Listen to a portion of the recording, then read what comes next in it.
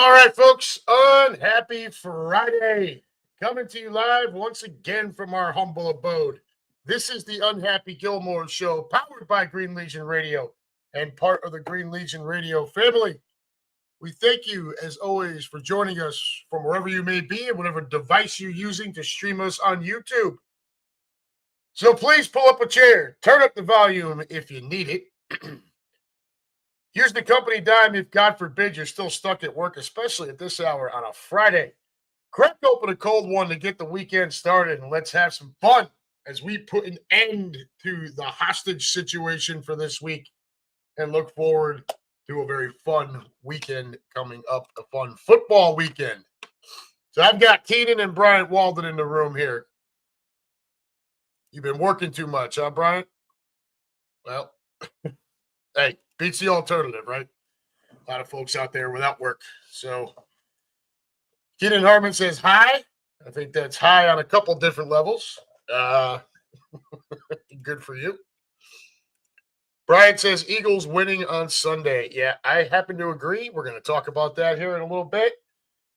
How the hell have you guys been? It's been kind of hit or miss these last couple of weeks, right? We had the holidays. Didn't do a show Christmas week. When we did the show was the Unhappy Right on Cue show, and then didn't do a show. I feel like I just haven't talked to you guys much, and I apologize for some of that. I don't expect a big crowd watching tonight. It is Friday. My week was a little shot. Brian, you said you've been working a lot. I've been working a lot too, more than usual. I've had to go in the last couple of Saturdays. I will not be going into work tomorrow, thankfully. But yeah, the last couple of Saturdays I've had to go in, which annoys the piss out of me because I don't get paid for it. I don't get paid for Saturday work because I'm salary. And so you're paid for 40 hours of work. If it takes you 20 to do it, it's a fun week. If it takes you 60 to do it, not so much. So here we are. Usually, and I haven't punched the clock in 20 years, something like that. But you just kind of assume you're probably at least 9 hours a day. And you go on these interviews or you talk to recruiters or whatever, and you say that to them, and they try to play the whole, well, nowadays it's more like 50. Yeah, well, you know what?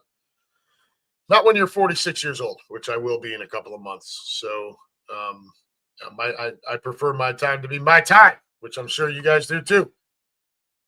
Pam says, I don't get high. She says, as I get home from work, I get normal. Brian says, no more Saturdays for me. You can keep your money. There you go. And it's a choice, right? If you're getting paid by the hour, it's a choice. If you don't want to do it, you don't. It's just this recently where I'm at. It's been pretty hectic, pretty wild, and here we go. Brian doesn't want to punch a clock anymore. Well, it's got its benefits and it's got its advantages and disadvantages. Disadvantage, like I just said, if there's a need and your job takes you more than 40 hours that week to do it, you're not getting paid for more than 40. Pretty much all salary positions. But the benefits to it is, oftentimes if it only takes you, if it takes you less during the course of a day, most places don't really care if you cut out early. You get to, you don't really use your PTO time for stuff like that. You know what I mean? So it does have its benefits too. A lot of times the medical insurance and everything benefits can be better from a salary position. Your pay rate is generally higher because you're not going. They know you're not going to get overtime, so your pay rate is higher, so you can bank on it a little bit more. Your paychecks are steady. You don't worry about any kind of inclement weather or whatever keeping you from punching the clock. You're pretty much paid regardless. So that's the way that works. Brian says he'd rather make his own bread on the weekends. I don't blame you, man. If you can do a thing for yourself, absolutely. I chose not to go that road. I, you know, I work for a company, and the work I do outside of that, being this, sometimes traveling Green Legion, but also the Midwest Eagles Nest that we built here. That part of it, the Midwest Eagles Nest. I mean, I don't get paid for any of that. Nothing at all. It's it's heading rapidly towards looking at the nonprofit filing. So it's all how you choose to fill your time. As my kids got bigger, I needed a hobby. I needed I needed an outlet. Because forever my time was spent building Legos, playing with Legos, playing board games, whatever the kids wanted to do. Going to t-ball games, doing this. The kids are bigger now; they're more self-sufficient, and they don't really want to hang around with dad as much, which hurts a little bit in here. But at the same time, it has to happen, right? So you got to fill your time with something else. I chose to build a Philadelphia Eagles group here in Cincinnati, which I am very proud to say has really, really taken off. And it's not just me. My You guys have seen my partner in crime, my best friend out here, um, Mike, the general manager at the back porch. We work together to build this thing. Um, and so coming into this year was slowly building, right? I've been watching games with Mike for hell, it'll be 19 years. Come next football season.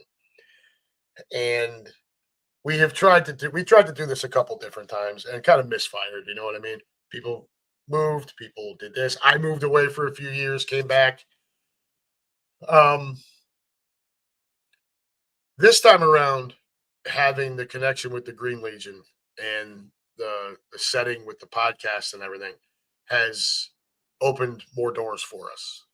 And then I took advantage of social media as well, which is something we did not do previously. And what started as just Mike and me, um, and then our wives, my kids, and a couple of other people, has really turned into a thing. Our Facebook group page now has 323 members in it.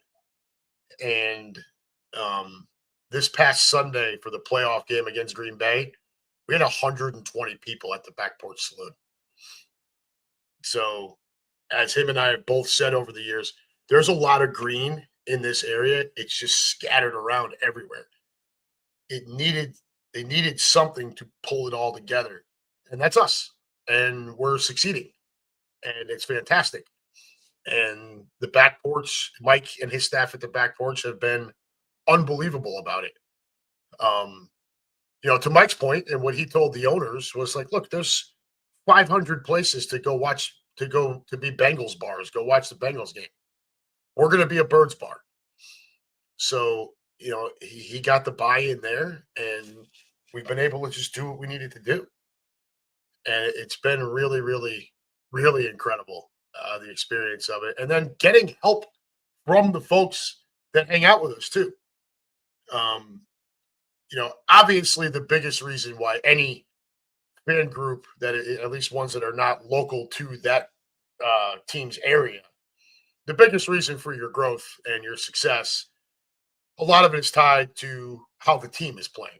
And let's be honest, the Eagles have won a shitload of football games these last couple of years, right? But we've been able to recruit. And when the Eagles played here, now we were already getting probably 30 to 40 people a week, 30 ish, 35 maybe. Um, and then when the Eagles played the Bengals here, we 100% used that as a massive recruiting opportunity. So we had business cards made, right? I designed them. Um, the back porch paid for them, and we put our little, I have an image that actually Steph created for us. Put that on the front, Midwest Eagles Nest written in white.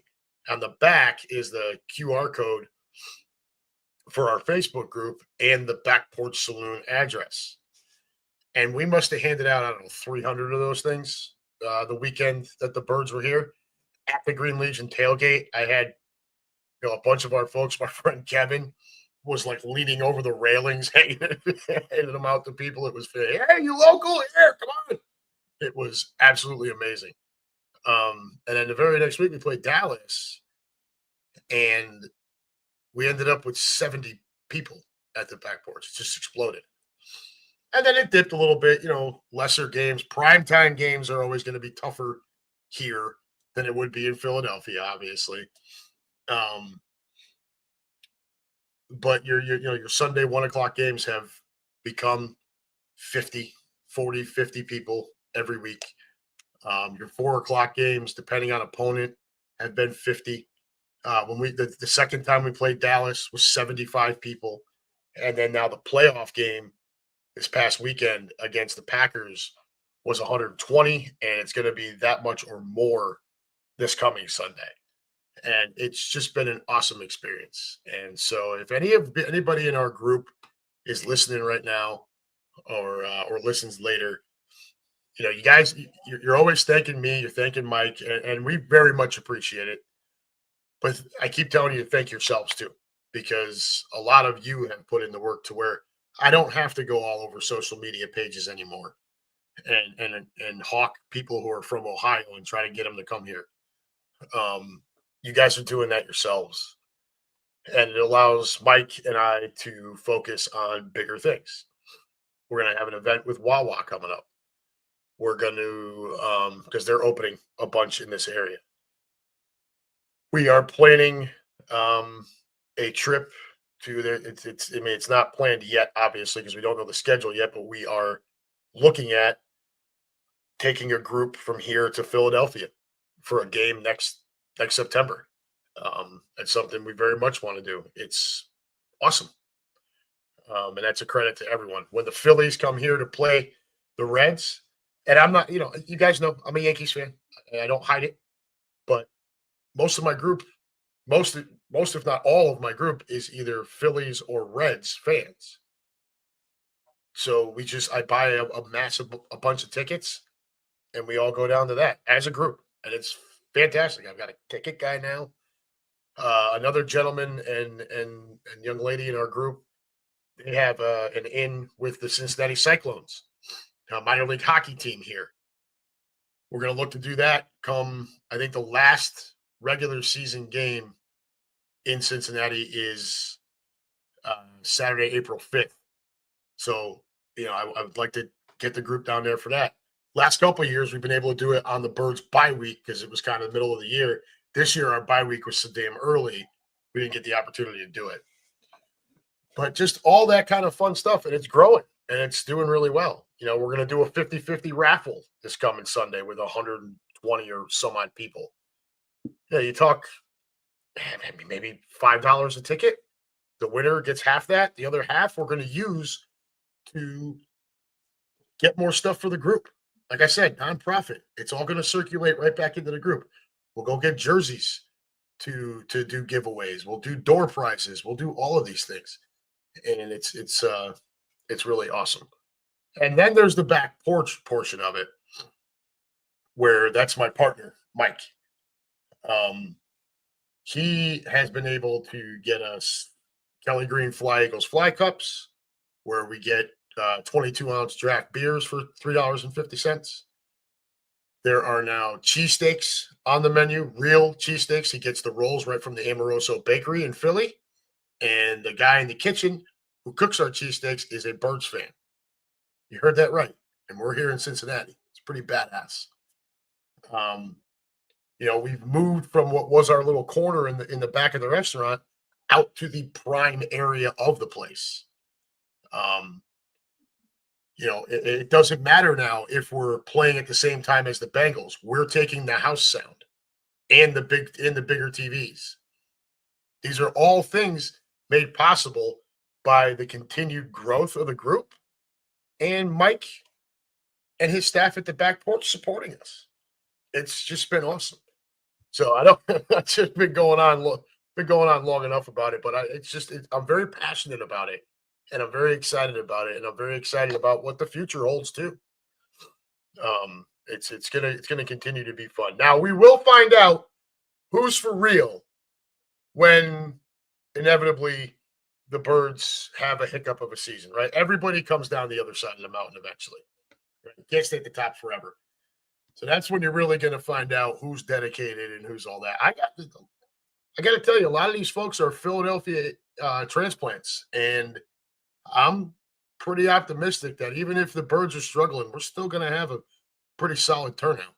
So, anyways, folks, I've gone on long enough about that. I apologize, but you get me going on it, and just really, I get excited. So, what did I miss over here? Fanny joins the room. What's up, darling? How you doing? So you're coming with James on Sunday, right? You, Jordan, James, and uh his his child, and then you're going to share that table with Ed. So we're just going to slide a fifth chair over to that table. You guys just have to cram in, and good luck, because Ed's a pretty big dude. So, but that's the way we're going to do it. You guys will be fine. Yeah. What else? Bryant, I'm going to the Flyers Devils game at Prudential. I support both teams because I'm from Jersey. Fair enough. I don't know how the folks in Philly would feel about that, but Keenan, damn, you're turning 46. I was legal drinking age when you were born. I feel old right now. That was not the intent, brother. I'm sorry.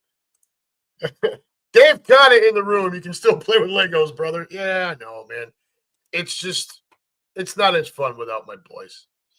I just, when they were in the wrestling, I got back into it. When they were Legos and Nerf and everything, that was what I did.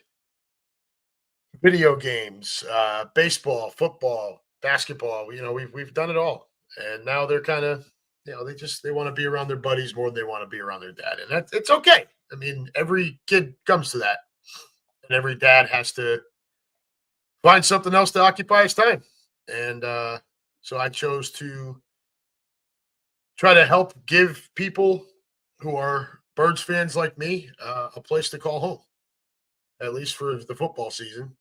But we try to make it a family with that group. If you come in and you're a party of two and you're sitting at a table of four top table and another party of two comes in, we're going to seat them with you. And we want everyone to mingle and get along. We've done that right from day one, and it has worked fantastic. The other thing I will tell you about this group, we are not the youngest group in the world, okay? More recently, we've got some younger folks. But for the most part, I would tell you our average age is probably early 40s, right? So what don't you have with that? You don't have as much of a risk of the knucklehead behavior, right? Like we saw at the Link this past week. Yeah, that's going to be a topic here. We're going to get into it. It's not the boner of the week, but it is going to be a topic. Okay. I could have made it the boner of the week, but I feel like it's a more serious issue. And we're going to talk about that here in just a minute. Let me do the business portion of it so we can get off and have some fun here. Everyone, we are sponsored by Cheerleaders Gentlemen's Club, located at 2740 South Front Street in Philadelphia. Just minutes away from the sports complex, Cheerleaders brings you the most beautiful women on 5 different stages. Open 7 days a week from noon till 2 a.m. and until 4 a.m. on Fridays and Saturdays. For group information, call 215-467-1980 and reserve a private booth or party package. Also offering free parking, a full menu, daily drink and food specials, and a premium selection of cigars and a cigar lounge.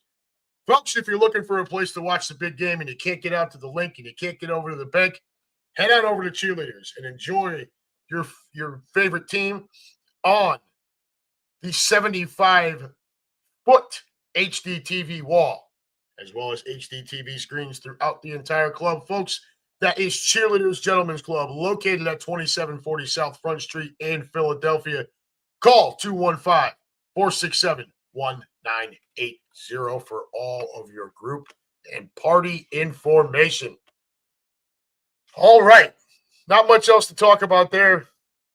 If you're looking to get out on a home tailgate, I don't know if we're sold out yet for Sunday. If we're not, I'd be a little surprised at this point. It's very close to game day. But keep us on your radar. It's always at the bottom of the screen here on this podcast, greenlegion.com. look forward to seeing you out on the road in 2025. Of course, there is the potential of a Eagles at Lions NFC Championship game, and I am only 3.5 hours away from Detroit. So if the need and for help is there for Quimby and Steph, they already know to give me a call. I can't imagine it would be a need. I know Cap will be there, and the head count probably not quite as big, given that it's you're not bringing a 1,500 person trip to Detroit in January, especially with the ticket prices being inflated for the playoffs. So, but they know it's there if they need it. My group here won't be happy about it. It is what it is. All right. What are you guys talking about over here? What are you knuckleheads talking about? Mario and Duck Hunt was my favorite game on Nintendo. They need to bring Nintendo back in 2025. They're actually going to release Nintendo Switch 2, a new console. And I don't know what that'll entail. Probably more of your modern type of game. I loved Duck Hunt, and I loved Super Mario, and Mario Kart on the Switch. Mario Kart 8 Deluxe, unbelievable. But there we go. Keenan says, we prefer a commodes at the link. Of course, you'd always rather have the home game.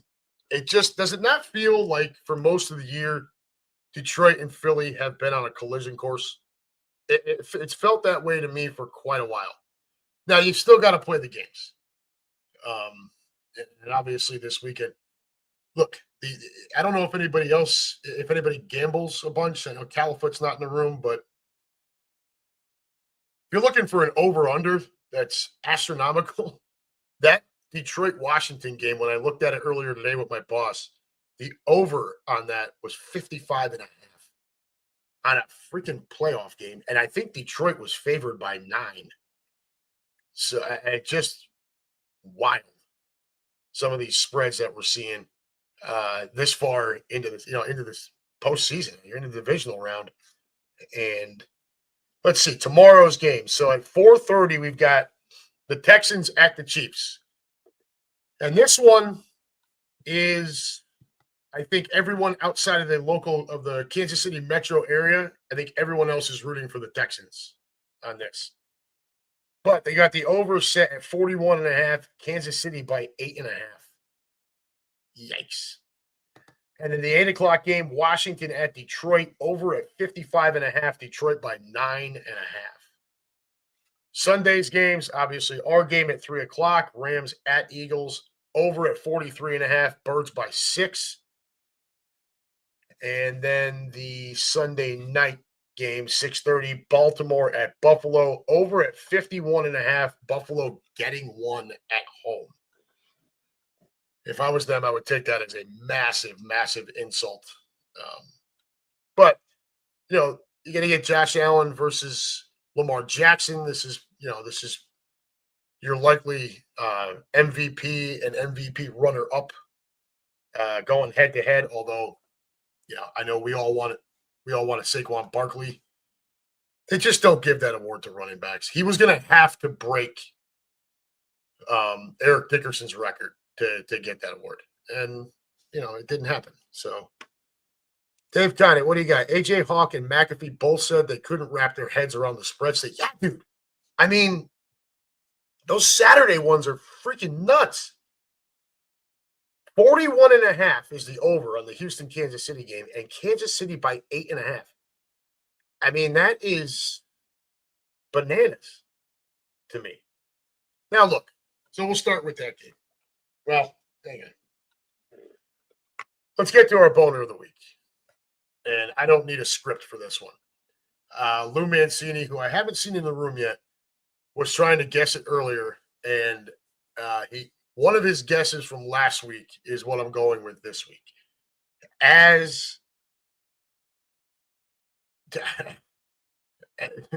don't know what you want to call it down there in Dallas, but as Jerry Jones continues to age, the more comical that whole situation becomes down there. So now they fumble it with McCarthy, and he's out.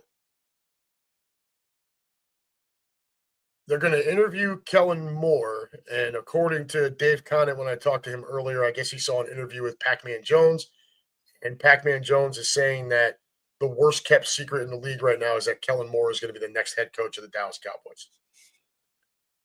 Look, I wouldn't be happy about it. Number one reason being because I don't want my damn quarterback to have to go through learning another system, right? He's a rookie in 2020. 2021, he's got Sirianni's offense and Steichen. 22, he's got Steichen, and we go bananas. 23, it's a shit show. And now 24, it's another new coordinator. Now what? We're going to have to go back and do it all over again in 25? I don't like that the NFL allows these requests for interviews and interviews themselves to even take place while teams are still in playoff contention, in the playoffs. But, and could the Birds have said, no, you can't interview our guy right now? Yeah, they could have. But when you look at it from a business perspective and respect for human beings, it's kind of a dick move to block Kellen Moore from trying to advance his career. If there was ever going to be a time to be that dickhead, though, this is the time. But so Dallas is a disaster. Their roster is a mess. They're paying Dak Prescott way too much money. They have no run game. Look, I know Rico Dowdle had a nice year and everything, but let's be honest. Is anyone scared of Dallas's rush attack? No. They have one legitimate offensive weapon, CeeDee Lamb. That's it. On the defensive side, they were atrocious this year. Dan Quinn leaving to go be the head coach at Washington reared its ugly head on that defense. And now they're going to have to face paying Micah Parsons, who some of the rumors are that he is going to want $40 million a season. They're already Dak Prescott's the highest paid player in the game. CeeDee Lamb is the second highest paid wide receiver in the game behind Jefferson. And now you're going to go, what are you going to do? You're going to pony up all of that for Parsons? They are a train wreck. There was a time when the Dallas Cowboys head coaching position was viewed as this coveted, oh my God, have to have it if I can get it position. I do not think that's the case anymore. This is a team that has basically been in mediocrity for 30 years. The better part of 30 years. Yes, they've had some big seasons, got it, but it doesn't amount to anything. They don't make deep playoff runs. They barely can win a playoff game. Dak Prescott is 2-5 in the playoffs over a 9-year career. 9 years he's been in the league now. 2-5. They're just, as long as Jerry Jones is at the helm, calling all the shots, this is what Dallas is going to be. Now, look, you, me, everybody wearing this color or midnight green, whatever, we want Jerry Jones to live forever. Forever. And continue to make these decisions. And that'll bring us to our next part of the boner of this whole thing with Dallas being the boner of the week. Now you hear all these rumors of Deion Sanders possibly being the next head coach in Dallas. Okay, look, I think Deion Sanders has done really well for himself with all of the hype. That's who he was as a player, too. Granted, he backed up the hype on the field. I would like for somebody to tell me why Deion Sanders is a candidate to be a head coach of any professional football team, much less coach of a team with the history of the Dallas Cowboys. You understand that Deion Sanders, as the Colorado Buffaloes head coach, is 13-12 over 2 seasons. Playing in the Big 12, well, this year. He's coached 8 times over those 2 years against top 25 opponents. He's 1-7 in those games. He's made 1 bowl game and he lost this year, the Alamo Bowl. Where is this resume saying that Deion is the guy to be the head coach of any NFL team? But there's Dallas, there's Jerry. I gotta go make a splash because I'm an old decrepit knucklefuck. And here we are. And that's why Dallas, and this is going to continue. This is not going to be the last time Dallas will be the boner of the week this year. It's only January 17th. Believe me, they're going to continue to present opportunities to be called out for this bullshit. Right? I'm not mad about it. I just think it's hysterical. What's even more funny are the Dallas fans who think that Deion coming in guarantees them Shedeur Sanders. I got news for you. Shedeur Sanders is not the answer to your prayers. Go watch film on this kid. He holds the ball way too long. Every young quarterback does. This kid is egregious. And he's going to come in the NFL and do that, and he's going to get killed for it. Dallas's offensive line needs help. They only have the one weapon. Their defense is a wreck. Micah Parsons, and then what? Who do you really have to worry about? Come on, man. They're a joke. They are rapidly becoming a bigger joke right now by the day it's happening. And I am here for all of it, just like I know all of you are too. And Dave Connick is a 49ers fan. But I can tell you one thing that we do share with Dave Connick is that's the hatred for the Dallas Cowboys and the hope that Jerry Jones lives forever. Boner of the week, folks, right there. It does not get any better than that. All right. Keenan Harmon. Kellen Moore worked for that clown for 5 years. He knows he won't have control of anything. Do you think he'll put his prick in that meat grinder again? The difference with Kellen Moore is he's not been a head coach yet. So the point for Kellen is it's career advancement. I happen to agree with you. I don't know that that's a better job. It's a better title and more money. That's what it is. But I don't know that it's a better job. Philadelphia is going to put you in a position to win for at least the next few years. Okay, this window that we have right now is going to be open for probably another 2 years before we have to start making business decisions. Dallas is probably 2 years from being legitimate at this point. Dak is only going to get worse from here on out.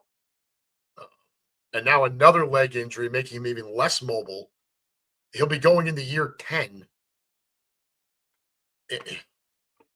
I don't know. I think if I'm Kellen Moore, the only reason I would take the job is because it is career advancement and more money. That's it. I agree with you 100%. Jerry Jones is an ass. Kellen's not going to have any control. This is why Jerry can't get a Jim Harbaugh, a Bill Belichick, guys like that, because they know. They don't want to deal with Jerry. Simple. Brian says, why can't the Eagles stop that interview? They could have. But again, like I said, it's kind of a dick move to block a guy like that.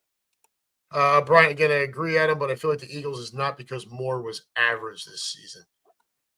I don't know, man. I think at least early on, Nick was still kind of trying to push his offensive scheme in there too much. We've all kind of seen how stale and stagnant that gets. I think what we saw this past Sunday looked very much more like a Nick Sirianni thing than a Kellen Moore thing, but we'll see how the playoffs go from here. Let's see. Connett. Jones has already said that he's the only one going to be involved in this decision. Right. Yeah. Again, what sense does that make? And if if you're a football team looking for a coach, yeah, you can look around the league. And Quimby's talked about this ad nauseum. Look around the league at any team that has either been abysmal or has been stuck in kind of mediocrity for a long period of time, never really tasting much playoff success. And what you'll find is bad or just dumb ownership, right? Look at the Jets. Woody Johnson's an idiot. Look at Carolina. There's going to be David Tepper. This is a guy who told his staff, no, don't draft CJ Stroud. I would like the midget quarterback instead. Drunken Jim Irsay in Indianapolis. Arthur Blank in Atlanta. Cleveland. So everywhere you look where there's a team that's continuously in these positions, most of the problem is the one position you can't fire, and it's the owner. David Conant, Pac-Man said 0% chance of Deion being in the NFL unless he felt he could coach both of his sons in the NFL on the same team. Well, Deion's going to have to. Nobody should be allowing Deion Sanders to call the shots like that. He hasn't earned it. I'm sorry. First of all, he's going to have at least some more success, and this is my opinion, some more success in the Big 12. Okay? Then maybe he can go to a job in the SEC or the Big 10 and start having success there, and then maybe he can be considered for an NFL coaching position. But it's not going to surprise me if he's able to sell it where some team is in love with Shador as their future quarterback and Deion sells himself to get that job. It wouldn't shock me at all. David Conner, I want Dak to play forever too. Yeah, I'd be fine with that. Sign Dak to a lifetime contract. Go for it. I was hoping they would keep McCarthy. I think McCarthy stinks. Fanny, 10 years and no Super Bowl appearances for that team. You talking about Dallas? It's been 30 and no Super Bowl appearances for that team. It's been 30 and no NFC Championship game appearances for that team. That's how far they've fallen. All right, off my soapbox about that. Real quick here before we get into the games. Let's talk briefly about this idiot Eagles fan.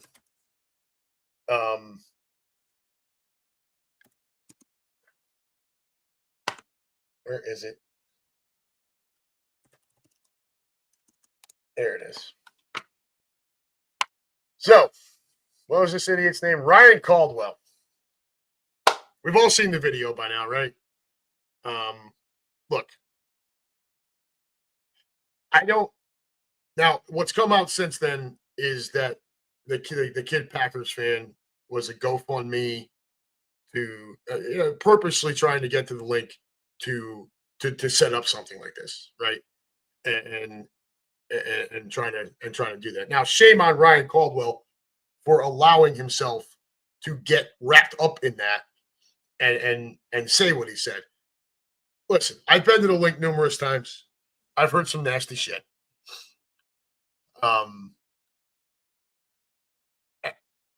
What he said to that young lady, I don't really care how bad they might have been antagonizing you. Dude, yell at the guy. Don't sit there and berate the chick. There is no situation where that's a good look. Ever. Right? And then you use the one word that every woman will absolutely go bananas over, and rightfully so, which I'm not going to repeat on here. Yeah, I can get foul mouthed on here, but I'm not saying it on here. You're just an idiot for allowing yourself to get baited into that. Now, you trying to tell me you couldn't see the dope there with the camera pointed right at you? You kept saying it. So the result in getting banned from the link, I 100% agree with. Okay, I don't have a problem with that at all. What I do have a problem with, however, were the internet sleuths or whatever you want to call them that then went a step further and found out where Caldwell worked and all kinds of shit and got it out there. And this guy Caldwell lost his job over it. That to me is too much. Now, look, had he assaulted this young lady, all bets are off, right? And you can verbally assaulted, I understand.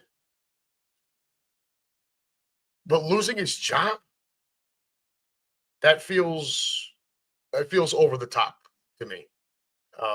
Losing his right to go to Birds games at the link is fine. Just like those two idiot Yankee fans that have been banned from every ballpark in Major League Baseball. I'm all for it. Thumbs up. Kick them out. No place for that kind of shit. No place at the link for a guy like this that's going to say that kind of shit to a woman. Say it to the dude, right? Call the dude a stupid C word, right? And for God's sake, when somebody's got the camera pointed right at you, you're yelling these things at a female, dude.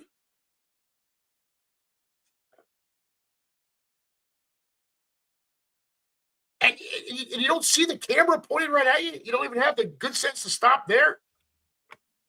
Yeah, Dave, I get it. Well, he called me a name. I'm devastated.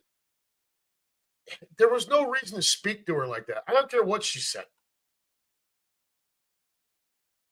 The kid, on the flip side, set all of it up. And I would like to see some backlash on him too. But I'm going to get to something that really bothered me the most on this. I have been to Fanny, nail on the head, right here. If employers fired people for after work activities, nobody would be employed. Thank you. My point exactly. It's too much. It's over the top with him getting fired. Way too much. This starts pushing towards the Steve Bartman thing from the Cubs back in 2003. You know, when the whole curse of the Billy Goat, Bartman touched the ball, and that's why we lost. And dude, they printed his freaking work address, his home address. And the guy had to go into hiding. It's too much when you go that's too far. Right? Like, you're gonna have that much of a problem with the guy? Go wait for him outside. Be a fucking man about it. All right? And he's, for him, be a man about it. Talk shit to the guy. Not the woman. What's the matter with you? But back to what I was saying. I've been to the link numerous times, as I know a lot of you have too. I've seen our fans in their worst form. Drunk, belligerent, being assholes to opposing fans. Unprovoked, by the way. What I usually see is us policing ourselves, is what I usually see when somebody's this far out of line. The fact that I didn't see any of that in that video bothers me. It's like, are you all just sitting there doing this? How about, I hear all the time about how Eagle fans are sick and tired of being labeled as giant pieces of shit, right? Because we do get labeled as that. Are we passionate? Yes. Are we loud? Yes. Can we be obnoxious? Absolutely. Do we go over the line sometimes? Sure. If you're an opposing fan at the link and you run your mouth too much, are you in trouble? More than likely. But I have never seen a guy berate a woman like that and not get absolutely called out for it. I've seen other Eagle fans grab their buddies, policing ourselves. And to not see any of that in that video was very, very upsetting. It would have been as simple as, yo, dude, enough. Like, got it. You think she's that? Fine. You said it once, let it alone. Like, enough already. There was none of that. And it was disgusting. Yeah, Keenan, there you go. He definitely wasn't sitting near anyone from the Green Legion. Right. Because we wouldn't tolerate it. We just wouldn't. It just would not happen. So That was disappointing. That's why I wanted to make this a topic more than a boner of the week. But it was the whole thing just annoyed me because I don't like the moniker of people think you get a lot of these idiot fans of other teams out there that look at us, see this jersey, and say, "Oh, he's a scumbag." Why? Because Ryan Caldwell's a scumbag? No, I'm not a scumbag. I'm a married father of three who cares very much for his wife, his family, uh, my extended family with a PH, with our birds group. Ask anybody in that group. Um, just because I wear this jersey doesn't make me a piece of shit. And I get very tired of it. And scumbags like this are the reason why we continue to face that. And it's really annoying. Dave got it. Adam, you specifically can be obnoxious with your Eagles. Hey, you're not kidding. You're not lying, bro. I wear it on my sleeve, man. Always have. Fanny, why didn't her fiance stand up for her? I have a problem with him. So do I. He felt that standing up for her was doing this. I guess this is just the world we live in now, right? Everybody wants their 15 minutes of fame. And I find it disgusting. So there you go. All right, let's get to the fun shit. Briefly on last week's game. And then we're going to do this week's game. And then we'll talk the picks from last week. And we'll do our picks for this week. And then we're going to call it a night. Last week's game. Look, I get it. Saquon had busted that run. He chose to slide. My favorite play of the game. You guys know my infatuation with Saquon Barkley. I had been a Barkley guy for way longer than most of you, back to his freshman year at Penn State. So none of it's everything he does that shows all he cares about is winning. None of it's a shock to me. At this point, it's not shocking any of you either, because you're figuring out this is who this kid is. So he slides. We win the game 22-10. Could have very easily been 29-10. Got it. But we also went two straight quarters of that game without completing a pass. And don't tell me that I was the only one that was getting an uneasy feeling about what was going on. Jalen Hurts, when you look at the overall line, okay, 2 touchdown passes, 111.4 passer rating. Got it. However, if you think that he was not at least inconsistent in that game, I do have I still have magic beans I can sell to you too. You could probably dig out the tinfoil hat somewhere or make another one. He finished 13 of 21 for 131 yards and went 2 straight quarters during that game without completing a pass. And that is not going to work. I do not need Jalen Hurts to come out and be Tom Brady. I don't need him to be Peyton Manning. I don't need him to be Drew Brees. I do not need him to do that. But going 2 quarters without a completed pass, only completing 61.9% of your throws when the league average is more like 65 to 66, that's a problem. Okay? And what I mean by inconsistent, the touchdown pass to Jahan Dotson after Green Bay fumbled the opening kickoff, that was beautiful, right? It's a short field. He drops back. Everyone's covered. So it becomes a thing where he's got to try to buy time for one of his receivers to get open. Now, he does have the tendency to start to roll out. But when you're on the 11-yard line, which means your depth is only 21 yards. If you then roll out to one side, now you've also cut it in half the other way. Jalen, in that moment, did the exact right thing. Stayed in the pocket, stepped back, stepped forward, slid in the pocket. Dotson shakes free. His man falls down. Bam, touchdown. Beautiful. And then we saw a shitload of other plays where he did do that. It looked like he was just all eyes way downfield. He's waiting for something to open up way downfield, or he's missing the window to throw into.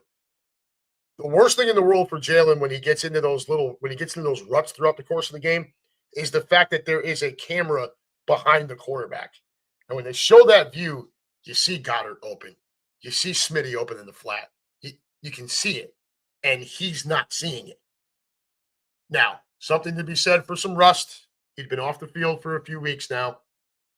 Something also to be said for, maybe the playbook was a little bit subdued to try to get him back into the swing of things, having been off for that long a period of time. But the bottom line is, while we don't need him to throw for 300 yards and 5 touchdown passes, we do need more consistency. All right? That's all we need from Jalen Hurts. I want him 20 to 25 attempts, completing 65 to 68% of those. 70 would be great. If he ends up with 160 yards, 180 yards, and a touchdown pass, awesome. Give me another 50 on the ground and a touchdown. That's Jalen Hurts. That's what makes him special. Take what's there. Don't be constantly trying to bomb it over everybody's head. Green Bay's got a good defense, even without Jair Alexander. Now, Saquon Barkley was Saquon Barkley. 25 carries, 119 yards. He had 2 receiving yards, nothing, or 4 receiving yards, nothing to brag about there. But Saquon, again, does his thing. When you look at the overall line, it was pretty much a dead heat. We outgained them on the ground by 62 yards. They outgained us in the air by 81 yards. Both of our quarterbacks were sacked twice. Penalties there were 15 penalties for 149 yards in that game. 8 for 85 for the Packers, 7 for 64 for us. Time of possession, 30 minutes and 33 seconds for us, 29-27 for the Packers. Third down conversions. This is something that is going to have to get cleaned up. The Packers were 7 of 13. I don't like giving up that kind of percentage. We were 2 of 11. Awful. The number one reason why we won that game, we didn't turn the ball over, and we forced 4 of them. A fumble recovery, and, of course, the 3 interceptions by Jordan Love. We're going to have to clean it up a bit going into this game against the Rams. That's really what it comes down to. We got away with playing a little sloppy. And I wish Califoot was in the room, because that dude was messaging me like crazy last Friday night, talking about, well, if we come out and play sloppy, we're going to lose the game. I'm like, okay, Booger McFarland. You can say that about any team in the playoffs versus any opponent in the playoffs. You can't play sloppy football. Well, we played a little sloppy, and we got away with it. All right? I don't want to see a repeat performance of that. I want to see the defense repeat performance, but I need Jalen to just be a little bit more consistent. All right? Don't get me wrong. Jalen made the plays when he had to. The touchdown pass to Goddard, nice throw, but let's be honest. That touchdown is because Dallas Goedert stiff-armed a guy for 20 yards. And took it into the end zone. Yeah. So, where are we at over here? Dave Conant, Jared versus... Yeah, I saw that earlier. I don't really care what a rookie thinks. I really don't. He can, you know what? He can run his mouth. Because he's not going up against the Minnesota Vikings offensive line this weekend. He's going up against the Birds at home in what looks like a bad weather game. Doesn't bode well for the Rams. Right? So let's talk about that. If this is in a dome, right? We went out to LA right before Thanksgiving. I was there. Saquon Barkley rushed for 255 yards, had 302 total yards, 2 touchdowns, and we buried them in their own house. Now, do I expect Saquon to have 300 yards of total offense again? No, I do not. But if he has half of that, I would tell you we still win this game pretty easily. And I think it's totally possible he has at least half of that. And if they're going to be in a bad weather game this weekend in Philly, now if it doesn't snow too much, it's not going to affect much. Um, any quarterback or pro football player in general will tell you the biggest thing that affects the game when it comes to weather, unless it's a monsoon, downpour, or like just crazy snow, the biggest thing that will affect it is wind. And, let's be honest, when you look at it from a quarterback standpoint, Jalen Hurts does not have a strong arm. Matthew Stafford does. Problem is, again, like I talk almost every week, it feels like, I would like for someone to show me where the Rams have a clear advantage that would make you feel like the Rams are going to come in and win this game. You want to tell me Matt Stafford is a better passer than Jalen Hurts? I'm with you. Yes, he is. I don't think there's much of an argument to be made to the contrary. You want to tell me that Kupp and Nakua are equal to Brown and Smith? I can get with that, except for the fact that Kupp and Nakua are constantly banged up. I still have Jahan Dotson as my number 3, and I still have Dallas Goedert. And above all else, I still have Saquon Barkley.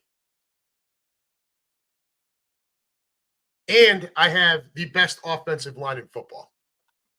And if we're going to have snow and we're going to have wind, and it becomes a ground and pound game, the Rams are going to get run out of the link.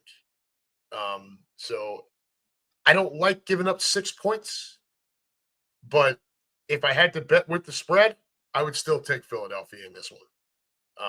Not going to surprise me if this is a 10 to 14 point victory. It also wouldn't surprise me if it's a 7-point victory.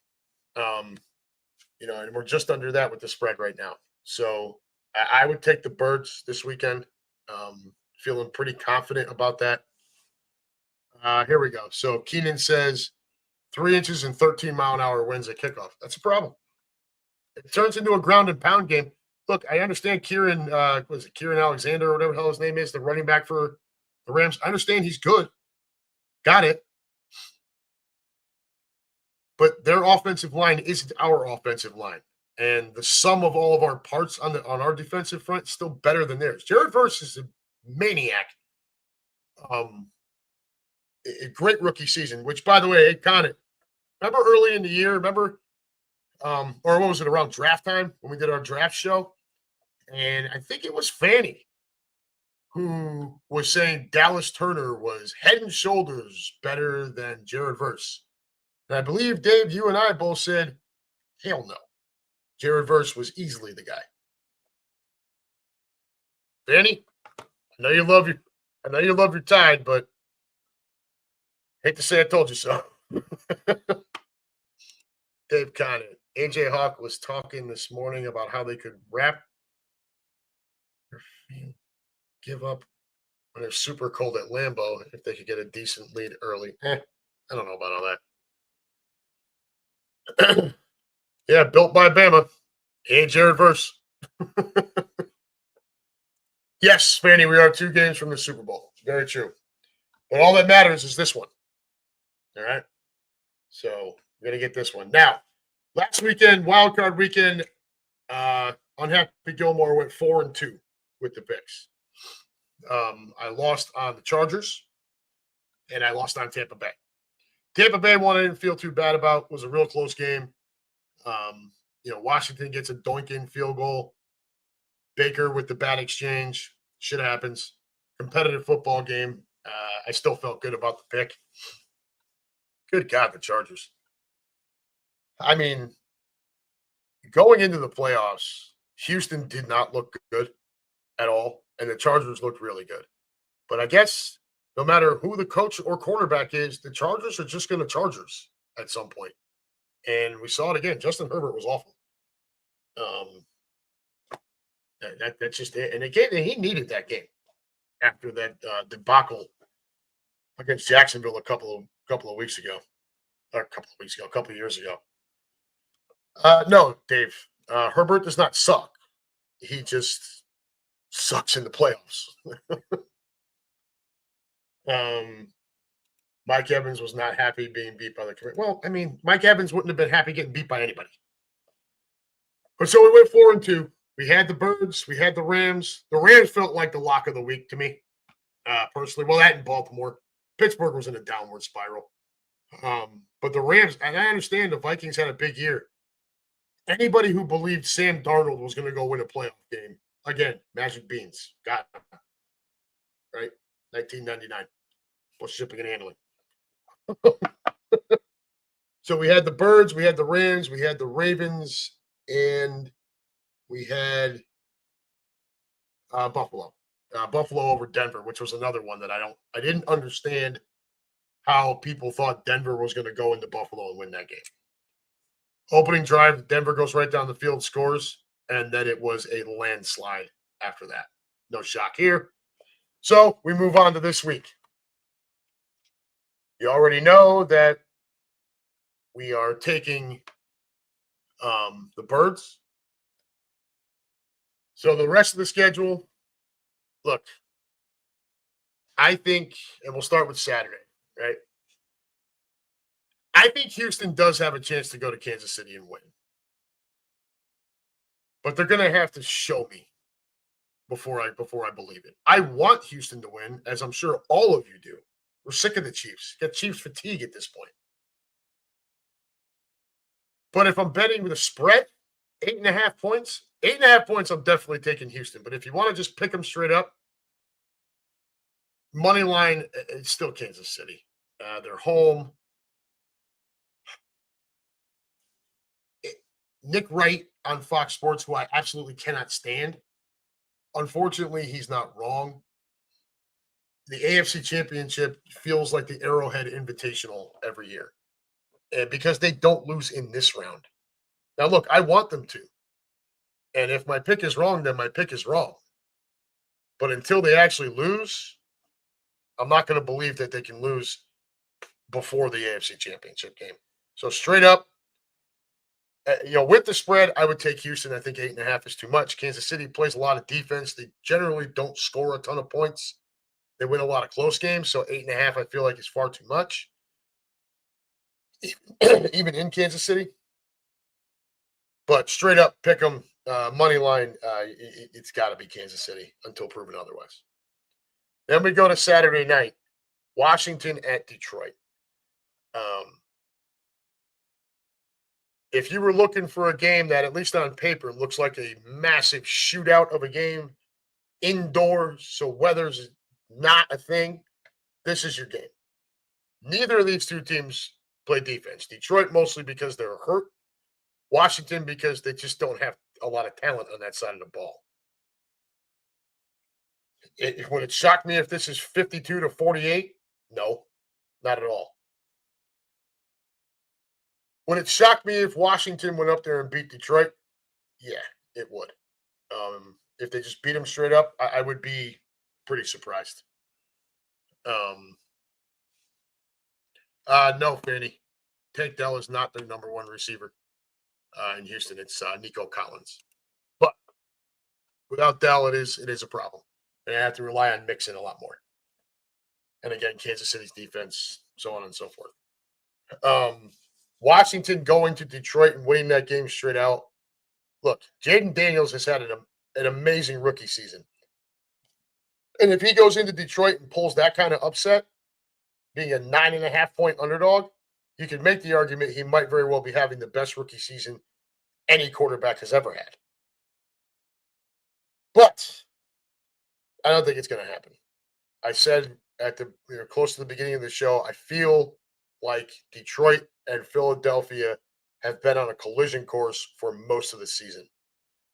And with that in mind, straight up pick them, right? Money line, I take the Lions. There's always the wild card that Dan Campbell in a tight game does something really stupid. Way too aggressive coaching decision. But I think the clock strikes midnight on Washington on Saturday night, and I will take the Lions straight up. Now, betting the spread right now is Detroit giving 9.5. That's too much. You want to throw the spread in? I'll take Washington on that one. The over is 55.5, and I may go. I may take the over. If I was a betting man. There's just not a whole lot of defense that these two teams play. Now watch, so come out, that game will be like 14-10, right? But so Saturday, I've got Kansas City and Detroit, the home teams, the favorites, the one seeds, if you will. But if we're going with the spread, then I would take both underdogs because I think the spreads are too big in games that should be a little tighter. Move on to Sunday. We already talked the Birds. Home against the Rams. Birds by 6. I would lay the 6. I think we call them Fanny. It's the commodes, right? It's what we like to call the Washington team. Birds at home against this Rams team. Look, I actually like Matt Stafford. I kind of like Cooper Kupp. I think it's fun to make fun of Sean McVay trading away players because they said they wanted to pipe his wife. It just adds humor to it, right? And I think they've had a nice season. And I think they can be dangerous. I just don't see it in this matchup. Philadelphia is a very rough place to play. That's a team that plays a lot of its games in warm weather, indoors. And now they got to come across the country, already displaced from the fires in LA, in the LA area, which I do feel terribly for them for. But this is football, guys. This is the link in January, 3 inches of snow, 10 to 15 mile an hour winds. This turns into a ground and pound game, and the Birds win going away. Call it a 10-point victory covering the spread. And now we move to Sunday night, Baltimore at Buffalo. Another game that looks like it's going to be shitty weather because it's in Buffalo. Going to get lake effect snow. You're going to get wind.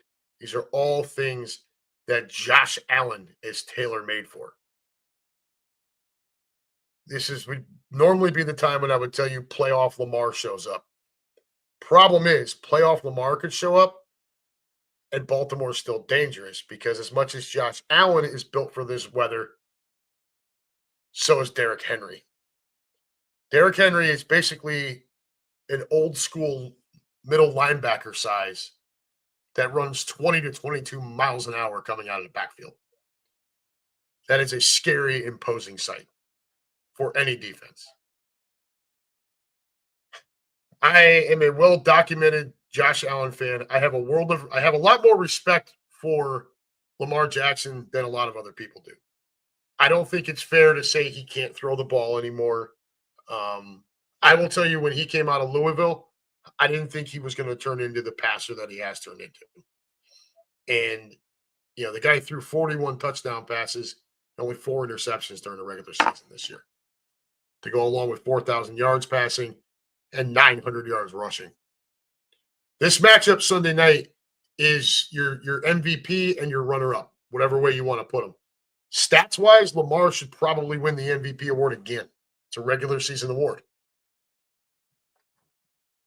This game's in Buffalo, and that's Josh Allen's house. And I feel like it's Josh Allen's time to get another crack at Patrick Mahomes. And so you got Buffalo is getting 1 point at home. There's really not much to be said for that. No, again, Fanny, that game will not decide the MVP. The MVP award is a regular season award. That's already been decided. They just haven't announced the winner yet. That's how that works. The MVP is a regular season award. I wish they would include the postseason. But whatever. I mean, look, for both of these guys, and it's like what Dave and I talked about earlier, and we agree with each other on it. Both of these guys who are MVP hopefuls, another reason to be thankful the Bengals didn't get into the playoffs, because had the Bengals figured out a way to get in, Joe Burrow is probably the MVP of the league, and rightfully so. But be that as it may, I don't like Baltimore going up to Buffalo and winning this game. I don't. We don't know what kind of conditions Zay Flowers is going to be in. Um, I like Josh Allen at home with his crowd in his type of weather. Don't get me wrong, it gets shitty in Baltimore too, but Buffalo's brutal. I like Josh in this game. If this was in Baltimore, I may feel differently, but overall, I like Buffalo in this one. So really, overall through the weekend, straight up pick 'em. I like the favorites. Throw in the spreads, and on Saturday, I would take both underdogs. Sunday, I would still take both favorites. So I've got Kansas City, Detroit, Philadelphia, and Buffalo. Chalk, basically. And the AFC and NFC championship games come down to the 1 seed versus 2 seed on both sides. Don't like Josh at all. Okay, you're going to have to explain that one to me, Fanny. What is it about Josh Allen that you don't like? Right, or you just don't like him in this game because you want Lamar to win? Or is this you don't like Josh Allen for some reason or another? Because from all reports, he's a pretty stand-up guy. Great teammate, great leader. We already know he's a great quarterback. And he's really been a one-man show up there this year. So I don't really quite understand the Allen hate, but different strokes for different folks. I happen to like Josh Allen. I liked him coming out of Wyoming. I thought the Bills made a good pick. I just knew he was going to be a project and needed some help. Took a couple of years, and here we are. All right. That's all I got. Hour and 15. We're going to get out of here, guys. I'm going to go enjoy the rest of my Friday night. Probably doing nothing. Maybe some laundry. I got to get up and get to the post office in the morning. Got some things to ship out. And then I will be home to watch playoff football. So again, we went 4-2 this past weekend. We'll see how we do this weekend. I like all the favorites. I like Kansas City, Detroit, Philadelphia, and Buffalo this weekend. So we'll see how we do. All right, folks. That is going to wrap it up here from my humble abode. So, Fanny, Keenan, Brian, Dave, anybody else who was, I can see the counter went up to 15, 20 at one point, back down to 3 or 4. So I know other people are watching. You just don't want to comment. That's okay too.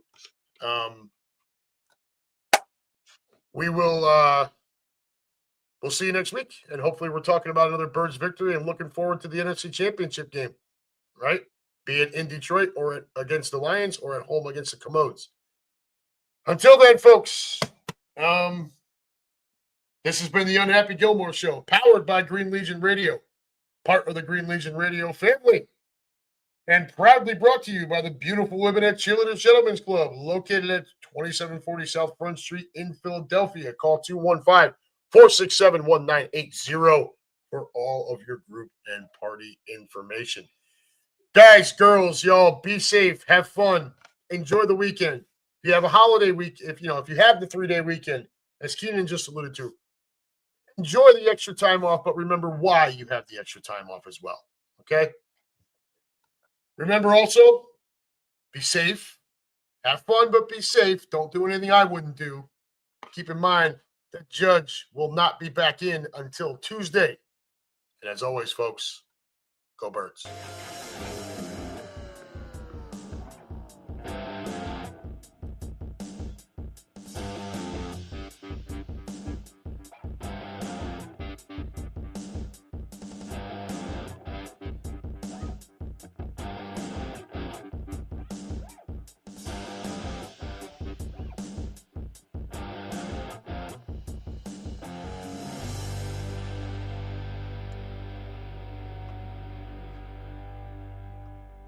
All right, kids, that's going to do it. Take care. We love you.